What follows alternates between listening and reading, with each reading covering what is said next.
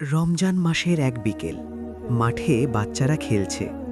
একজন ভদ্রলোক রিকশা থেকে নামলেন, বাজারের ব্যাগ হাতে। একটা ছেলে দৌড়ে এলো। আঙ্কেল দেন, আমি পৌঁছে দিই। বাসায় পৌঁছে দিল। লোকটা একটা ফল এগিয়ে দিলেন।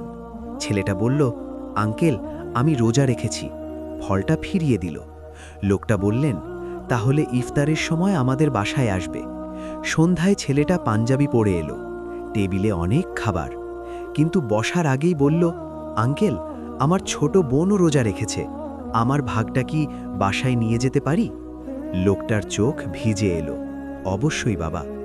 পরদিন ভোরে লোকটা দেখলেন সেই ছেলে দরজায় দরজায় ডাকছে, উঠেন, সেহেরির সময় হয়েছে। এই একত্ববাদ দেখে লোকটিও সিদ্ধান্ত নিল, আমরাও একসাথে ইফতারি করব, যাতে কোনো গরিব না খেয়ে ইফতারি করে। লোকটা এলাকার সবাইকে বললেন, আমরা সবাই মিলে একসাথে ইফতার করি, যাতে কেউ না খেয়ে না থাকে।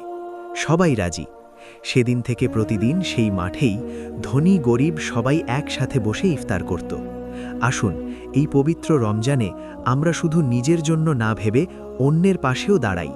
আমাদের ছোট্ট একটি ভালো কাজ, ছোট্ট একটি উদ্যোগই পারে অনেক মানুষের মুখে হাসি ফোটাতে। একসাথে থাকলে, একসাথে ভাগ করে নিলে রমজান সত্যিই হয়ে উঠবে সার্থক।